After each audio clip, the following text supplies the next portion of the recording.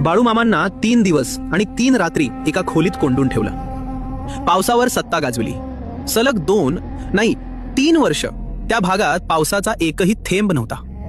जमीन तडकलेली, विहिरी कोरड्या आणि माणसांच्या मनात एकच प्रश्न होता, आता पुढे काय? बेळगाव जिल्ह्यातील रामदुर्ग तालुक्यातलं ते खेडेगाव दुष्काळानं पूर्णपणे हतबल झालं होतं. अशा वेळी मामा आपल्या बकऱ्यांचा कळप घेऊन त्या भागात आले. पण जिथे चारा नाही, पाणी नाही, तिथे थांबणं अशक्य.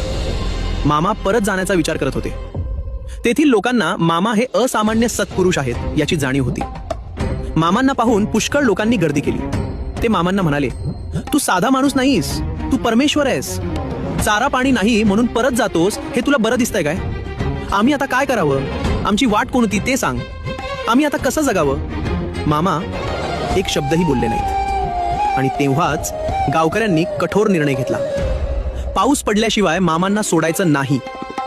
3 दिवस 3 रात्री मामांना एका खोलीत कोंडून ठेवलं गेलं. 4थ्या दिवशी अचानक मामा म्हणाले, मला घराच्या धाब्यावर जायचंय, आज पाऊस पडेल. असे म्हटल्यावर लोकांनी मामांना मोकळे केले. मामा घरावर उभे राहिले, आकाशाकडे हात केले आणि हळूच काहीतरी पुटपुटले. क्षणभर पूर्ण शांतता. आकाश निळच, एकही ढग नाही. लोक एकमेकांकडे पाहू लागले आणि तेवढ्यात क्षितिजावर एक लहानसा ढग. तो वाढला, काळसर झाला, सरळ डोक्यावर आला.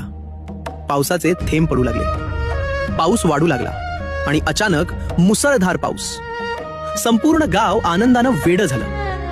पण या सगळ्यात मामा कधी निघून गेले कोणालाच कळलंच नाही. आणि एक आश्चर्यकारक सत्य, मामा आपल्या संपूर्ण हयातीत त्या गावात पुन्हा कधीच गेले नाहीत. बाळूमामांवर श्रद्धा असेल तर फॉलो करा आणि कमेंटमध्ये जय बाळूमामा